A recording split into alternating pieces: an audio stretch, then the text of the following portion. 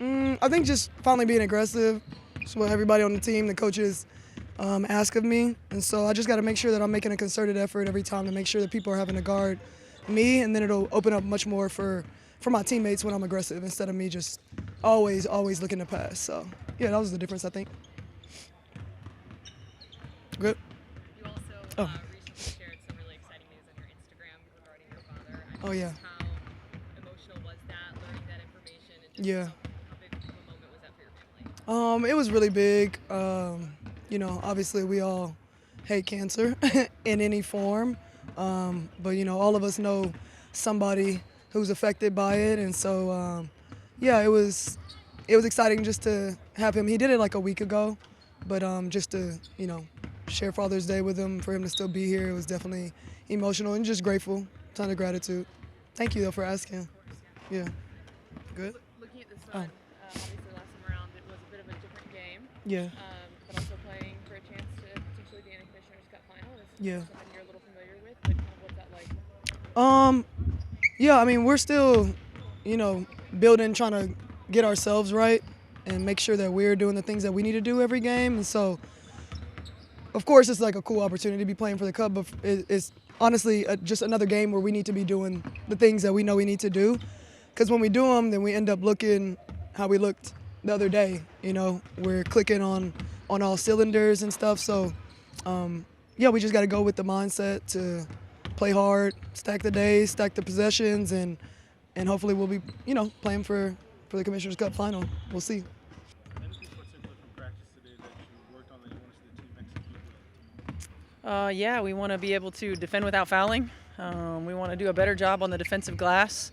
Really worked a lot on our defense, our one-on-one defense, guarding our yard, and making sure that we can contain the ball. Obviously, we're seeing the game starts from practice. We're about to hit 1 month into the season. How have you seen the team practices evolve from the start of the season until now? I think the biggest thing is, we got to be able to slow down and work more on execution. Early in season, early in training camp, we were working a lot on our transition, getting up and down the floor.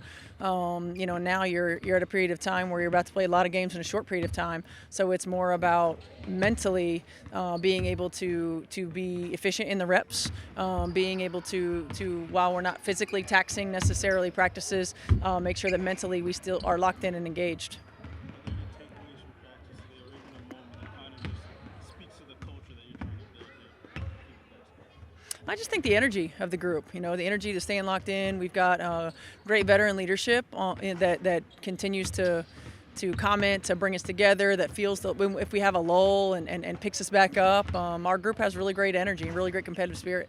Is there a specific example of that veteran leadership displayed today from coaches? Yeah, Soph and Sid. I think their communication, and they're making sure that we stay locked in. They're making sure that we stay intentional in everything that we do.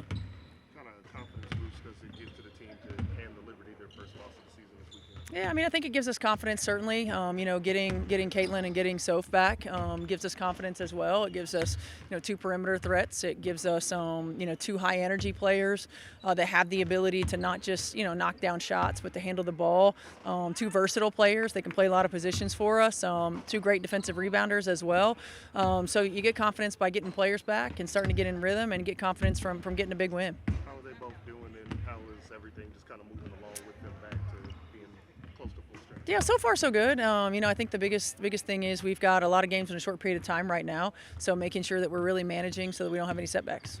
And I'm sorry, it's a very big game against the Suns tomorrow. How will that be? Just be at home again, have that energy from the fans and everything, and just kind of rolling off of the big win this weekend. Yeah, it'll be great. I mean, it's an important game for us, as every game is important. I think we didn't play our best the last time that these two teams met. We feel like we're a better team now. They're a better team too. So we've got to make sure that we have a high attention to detail on both ends of the floor. We've got to make sure that we continue to grow and stack days and be better tomorrow than we were on Saturday. Could you talk a little bit more about Sophie's play on Saturday? She had 2 points, I think she was plus 32 on the Yeah. floor. Just talk about more of the intangibles that she was able to bring. Well, I mean, there's so many things. Number one, her communication. Her communication is elite.